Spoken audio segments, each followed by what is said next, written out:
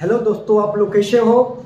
आज हम बात करेंगे आधारभूत अनुपातिकता प्रमेय के विलोम के बारे में। पिछले क्लास में हम लोग पढ़े थे आधारभूत अनुपातिकता प्रमेय, है ना। और जितने भी हम आपको थ्योरम सिद्ध किए हैं, थेल्स प्रमेय हो या उसका विलोम हो या पाइथागोरस प्रमेय हो, सबका आपको लिंक डिस्क्रिप्शन में मिल जाएगा।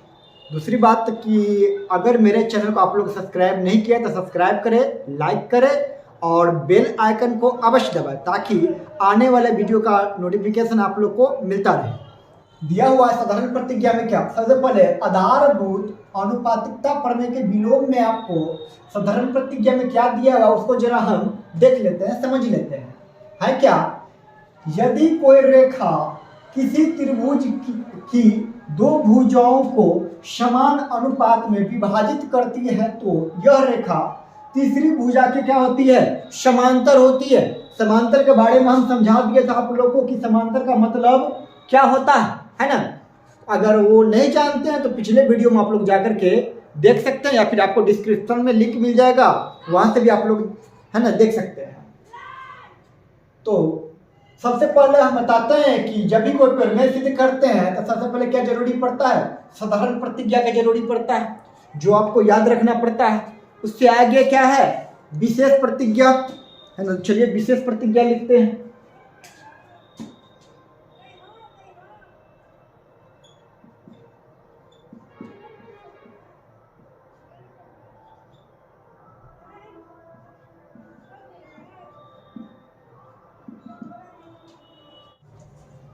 तो चलिए फोटो बना लिए हम। अब फोटो के बारे में विशेष प्रतिज्ञा में क्या करेंगे, हम लिखेंगे, विश्लेषण करेंगे। चलिए लिखते हैं, जो सब दिया हुआ है वो सारी बातें लिख लेते हैं। माना कि डीई रेखा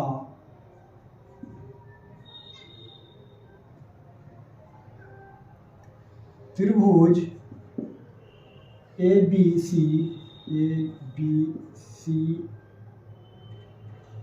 में भुजा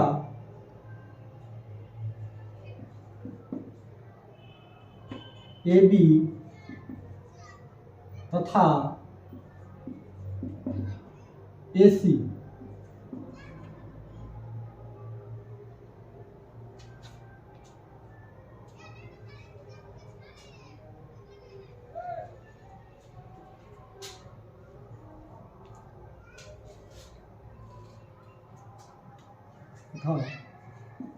AC माना कि डी रेखा त्रिभुज ABC में भुजा AB तथा AC पर क्रमशः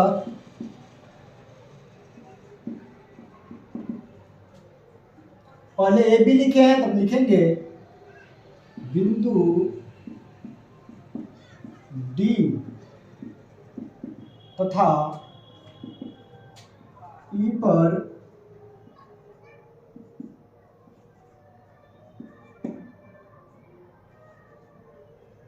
मिलता है। और क्या दिया हुआ है कि दो भुजा आपस में क्या होता है, समान अनुपात में विभाजित करती है तथा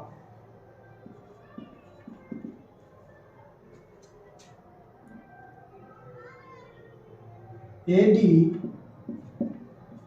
बट्टा BD बराबर है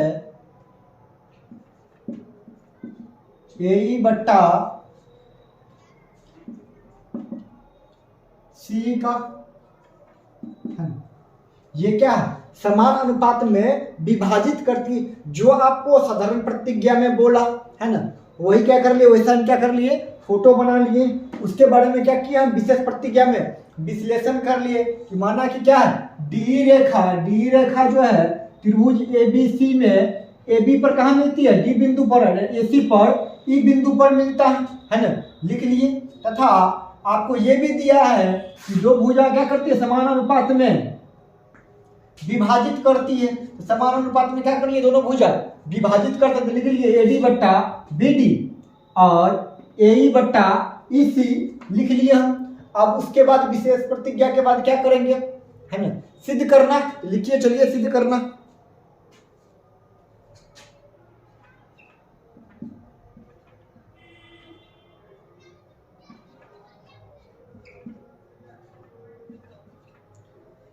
सिद्ध क्या करना है ना, तो सिद्ध ये करने के लिए बोल रहा है इसमें आपको, है ना, कि यदि कोई रेखा किसी त्रिभुज की दो भुजाओं को समान अनुपात में विभाजित करती है तो यह रेखा तीसरी भुजा के समांतर होती है। तीसरी भुजा कौन है, बीसी के क्या होता है, ये भुजा समांतर होता है। यही तो हमको सिद्ध करने के लिए बोल रहा है। तो बीसी समांतर है डी का, हमको यही क्या करना है, सिद्ध करके लाना है। हम जैसा कल किए थे रचना, वैसा ही रचना आपको इसमें भी होने वाला। जैसे आधारभूत अनुपातिकता प्रमेय में है ना किए थे ना, उसी तरह से आपको विलोम में भी रचना करना पड़ेगा। क्या करना पड़ेगा, बी से यहाँ पर लंब डालेंगे हम, ई से भी क्या करेंगे, ए बी पर लंब डालेंगे, डी से क्या करेंगे, सी को मिलाएंगे और ई से बी को मिला देंगे, हो जाएगा। चलिए मिला लेते हैं। रचना में कर लिए रचना हम, जैसा कल हम टावर बनाए थे वैसा ही टावर बना दिए हम, है ना। तो चलिए लिख लेते हैं, जिसको जिसको मिलाए हैं उसको उसको लिख लीजिए। बिंदु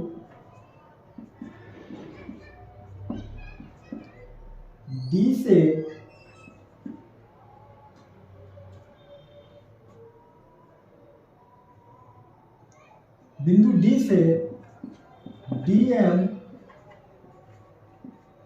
लंब डाला। कहाँ लंब डाला, बिंदु डी से डीएम लंब डाला किस पर, एसी पर, एसी पर, तथा बिंदु एन से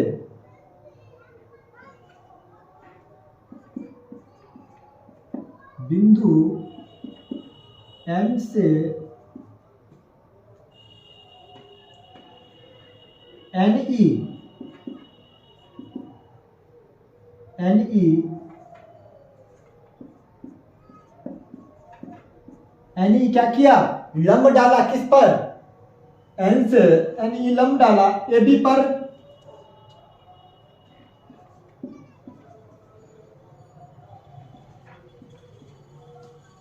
डाला ए बी पर, ऊपर का काम खत्म। जरा नीचे में ध्यान दे दीजिए अब आप लोग जरा, है ना। बिंदु डी से क्या किया, डीएम तो मिलेबे कि लंब डालबे किए, लंब जब ये डाले यहाँ पर, है ना, 90 डिग्री का एंगल बनाया, यहाँ पर भी 90 डिग्री का एंगल बनाया। और डी से क्या किए, फिर हम सी को मिलाए हैं और ई से बी को मिलाए हैं, दोनों को लिख लीजिए। एंड बिंदु डी तथा बी से क्रमशः बिंदु, पहले कौन सा बिंदु लिए हैं, डी, बाद में लिए हम ई। तो डी से किसको मिलाए हैं, पहले हम सी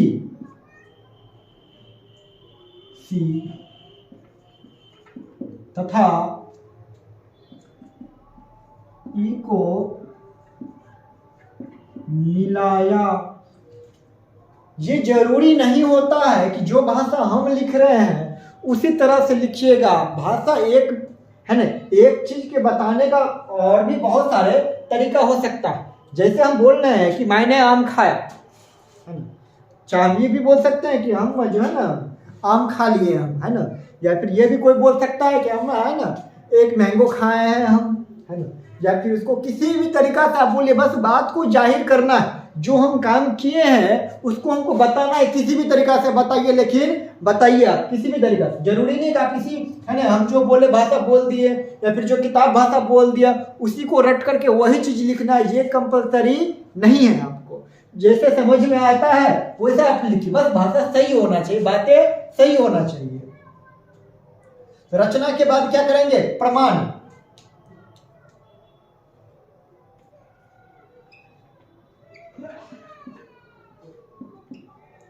परिमाण में क्या करेंगे, सबसे पहले किसी त्रिभुज में आप काम कर लीजिए, तो किसी एक त्रिभुज का क्षेत्रफल निकालिए। जैसे हम चाहे तो त्रिभुज ए बी सी एक है, एक त्रिभुज आपको ए डी ई है ना। तो पहले त्रिभुज हम ए डी ई में काम कर लेते हैं। त्रिभुज ए डी ई का क्षेत्रफल बराबर, तो त्रिभुज के क्षेत्रफल बराबर क्या होता है, फॉर्मूला है ना, 1/2 into b into h base into height है ना, 1/2 गुने आधार गुने ऊंचाई।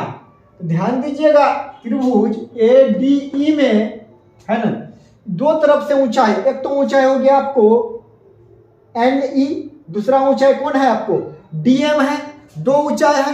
तो हम चाहे तो दो तरफ से क्षेत्रफल निकाल सकते हैं ना आसानी से। तो आपको दोनों ही तरफ से क्षेत्रफल निकालना पड़ेगा। एक बार तो हम ऊंचाई ले लेते हैं, हाइट ले लेते हैं, क्या एन ई लेकर के एक बार बना लेते हैं। दूसरी बार में ऊंचाई लेकर क्या बनाएंगे, हम डी एम लेकर बनाएंगे, और दोनों ही तरफ से क्या निकालेंगे, हम त्रिभुज का एरिया निकाल लेंगे। तो चलिए निकालते हैं। आधार, अगर हम ऊंचाई एन ई लेंगे तो आधार क्या हो जाएगा, बेस क्या हो जाएगा आपको ए ई है ना, बेस क्या हो जाएगा आपको ए ई हो जाएगा। लिख लीजिए ए ई इंटू हाइट कितना है ऊंचाई इसका एन ई, निकाल ली। आपको त्रिभुज का क्षेत्रफल निकल गया इधर से, जरा उधर से भी निकाल लीजिए आप, है ना।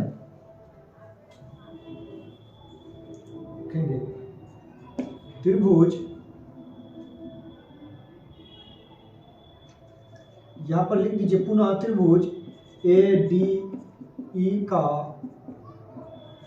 क्षेत्रफल बराबर, फिर ना निकालना है आप उसी त्रिभुज का क्षेत्रफल, तो लिख दीजिए पुनः त्रिभुज ए डी ई का क्षेत्रफल बराबर, तो फिर से 1/2 इंटू बेस इंटू हाइट, आधार गुने ऊंचाई। अब इधर से तो हम ले चुके हैं ना, जरा हम इधर से ले लेते हैं। तो इस बार बेस कौन हो जाएगा, आधार का काम कौन करेगा, ए ई, लिख लीजिए।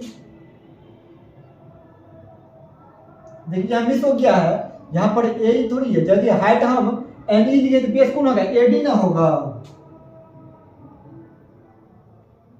यहाँ पर ए डी दीजिए, और यहाँ पर ए ई, यहाँ पर आपको करेक्शन जरा कर लीजिएगा, मिस हो गया था यहाँ पर।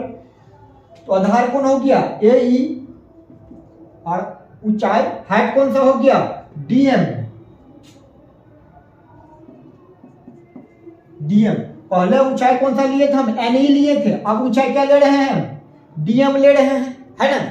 तो चलिए आगे बढ़ाते हैं। त्रिभुज का क्षेत्रफल तो दोनों तरफ से हमको निकल गया त्रिभुज ए डी ई का। अब क्या करेंगे, नीचे वाले त्रिभुज में काम करेंगे। तो सर नीचे वाला त्रिभुज कौन सा है, देख लीजिए जरा, त्रिभुज बी डी ई है पहला त्रिभुज, दूसरा त्रिभुज नीचे में आपको सी डी ई है। दो त्रिभुज है और दोनों का क्या निकालना पड़ेगा हमको, क्षेत्रफल निकालना पड़ेगा।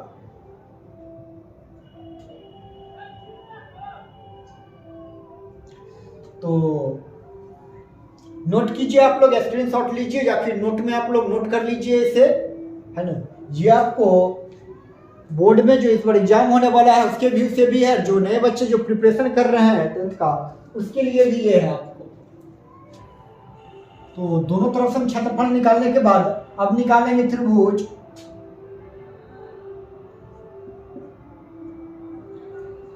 बी डी ई का क्षेत्रफल, बी डी ई का क्षेत्रफल बराबर फिर 1/2 इंटू, इसमें आधार क्या होगा बी डी ई में आधार कौन सा होगा ये, है ना। बेस आपको यही ना है, आधार कौन सा त्रिभुज में, बी डी ई में, बी डी है ना, बेस कर दिया। और हाइट कौन सा होगा, ध्यान दीजिएगा यहाँ पर सबसे इंपॉर्टेंट बात है, आपको हाइट कौन सा हो जाएगा, तो ये त्रिभुज का आधार बोलिए या इस त्रिभुज का आधार बोलिए, दोनों का आधार क्या है आपको एक ही, जैसे इसका आधार क्या था एडी था, उसी तरह से क्या था बी डी है वही आधार है, दोनों का आधार सेम है तो दोनों का हाइट भी क्या होगा आपको सेम हो जाएगा। कहने का मतलब एन ई ही क्या हो जाएगा, इसका भी हाइट हो जाएगा आपको एन ई। फिर निकालिए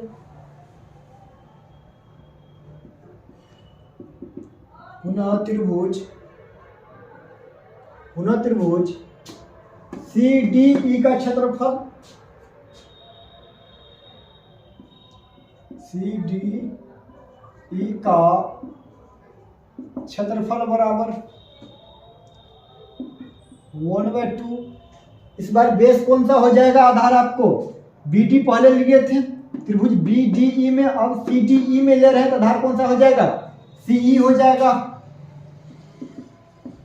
और हाइट उसी प्रकार जैसे इसका आधार दोनों का एक ही था उसी तरह से इसका भी आधार क्या है सेम है, तो हाइट आपको यही रह जाएगा डीएम। अब क्या करेंगे तो त्रिभुज को अनुपात कीजिए ताकि हम सिद्ध कर पाए। अच्छा हमको सिद्ध क्या करना था, हम साइड में इसे लिख लेते हैं। सिद्ध क्या करना था, सिद्ध क्या करना था आपको यहां लिख लेते हैं।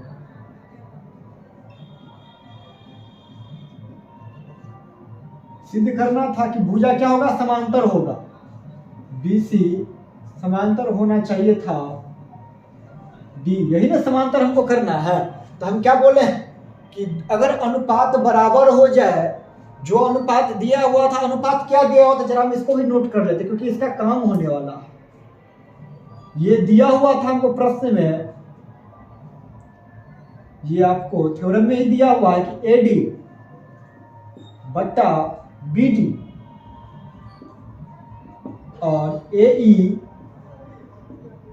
बट्टा सी, हमको ये दोनों का काम था, दोनों का हम नोट कर लिए थे, नोट कर लिए। और ये दे दिया हुआ है आपको प्रश्न में, ये चीज क्या हुआ है दिया हुआ है, और ये क्या करना है हमको सिद्ध करना है। चलिए लिखते हैं। अच्छा एडी बट्टा बीडी, यहाँ पर क्या है एडी बट्टा बीडी, एडी खोजी किधर है, किस क्षेत्रफल में, एडी यहाँ ये हुआ है ना, अब बीडी कहाँ है, ये दोनों को क्या कर लेंगे हम रेशियो कर लेंगे, दोनों का अनुपात कर लीजिए दोनों क्षेत्रफल का, लिखेंगे तो त्रिभुज पहले एडी है, एडी वाला लिख लीजिए, एडी ई का क्षेत्रफल बट्टा त्रिभुज बी डी ई का क्षेत्रफल बराबर में क्या हो जाएगा, तो 1/2 है ना, पहले ये क्षेत्रफल है इसी के बारे में लिखेंगे 1/2 इंटू एडी, इंटू में क्या है एन ई, वाई में क्या 1/2 into b d into n e, जो सेम सेम है उसको काट दीजिए, जो बच गया उसको लिख दीजिए, एडी बट्टा बीडी लिख लिए। ये आपको इक्वेशन फर्स्ट निकल गया, ये आपका इक्वेशन फर्स्ट हो गया। अब उसी तरह से आपको इस साइड वाला क्या बोल बताइए, अनुपात कीजिए ए ई, देखिए ए ई किस में है, इसमें है, इसको लिखिए त्रिभुज ए डी ई का क्षेत्रफल बट्टा में क्या है सी है, सी किस में है, इसमें है, इसको भी लिख लीजिए त्रिभुज सी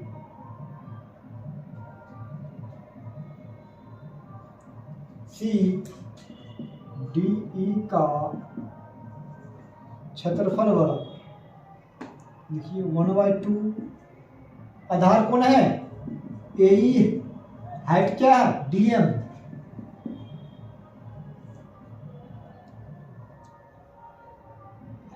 सॉरी ये हाइट है। अब लिख लीजिए इसका, लिख लीजिए 1/2 इंटू बेस क्या है सी इंटू में है डीएम हाइट, दो डीएम मिल करके कट गया तो वो डीएम डिस्ट्रिक्ट मजिस्ट्रेट नहीं है यहाँ पर, है ना।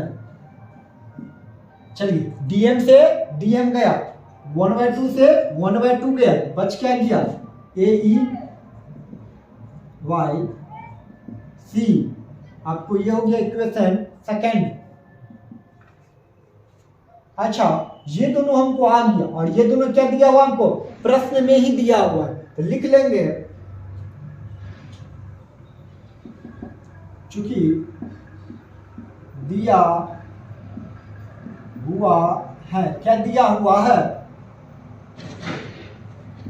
AD बट्टा BD बराबर है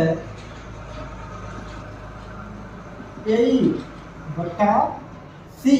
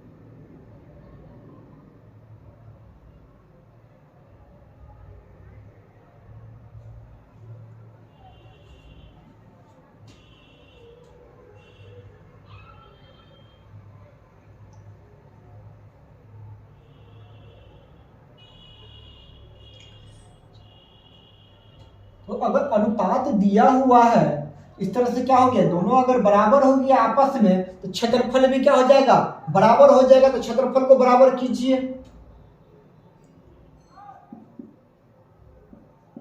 तो त्रिभुज ADE का क्षेत्रफल बटा त्रिभुज BDE का क्षेत्रफल, इसको हम लिख लिए। अब इसको लिखिए, है ना, क्योंकि ये बराबर है किसका, ये बराबर है इसका, और ये दोनों आपस में क्या हो गया, आपको बराबर हो गए, तो ये दोनों भी आपस में क्या होगा, बराबर होगा। RHS इक्वल हुआ, LHS भी क्या हो जाएगा, आपको इक्वल हो जाएगा।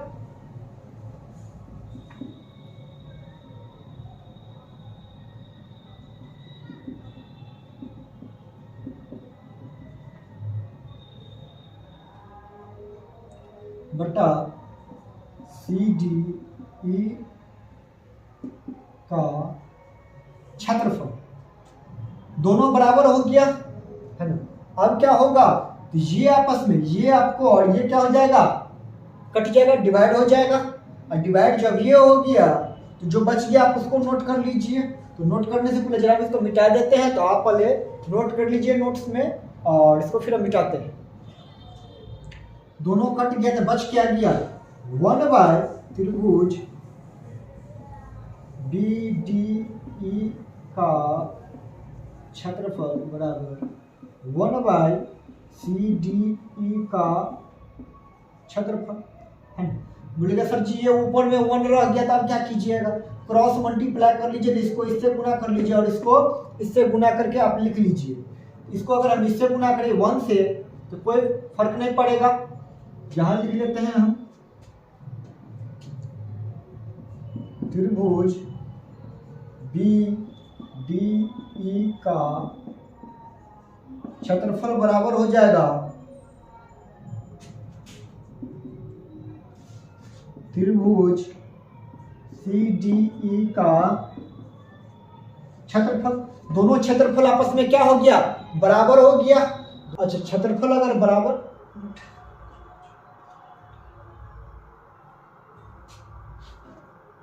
यहाँ ध्यान दीजिएगा छूट गया था, CDE का क्षेत्रफल अगर बराबर हो गया, और उसके अलावा आप देखिएगा त्रिभुज BDE और CDE का आधार क्या है, आपको एक ही है, दोनों क्या है एक ही आधार पर है ना। डी आपको एक ही आधार पर ना है तो लिख लेंगे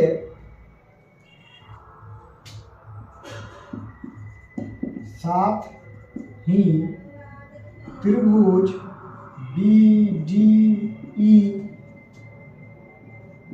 तथा त्रिभुज CDE का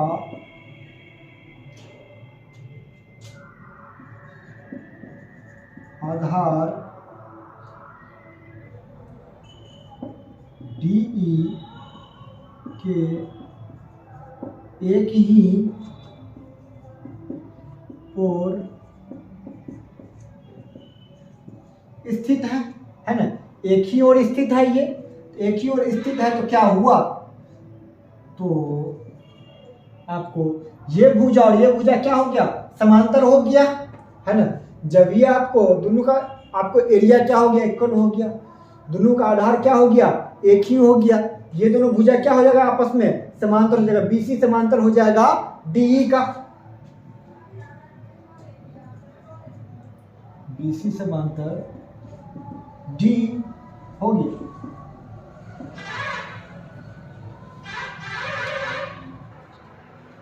इसमें अगर समझने में कोई दिक्कत हो, तकलीफ हो समझने में, कहीं भी कमेंट करके जरूर बताएं और लाइक और शेयर जरूर करें और बेल आइकन को अवश्य दबाएं ताकि अगला वीडियो का नोटिफिकेशन आपको मिलता रहे। चलिए, जय हिंद।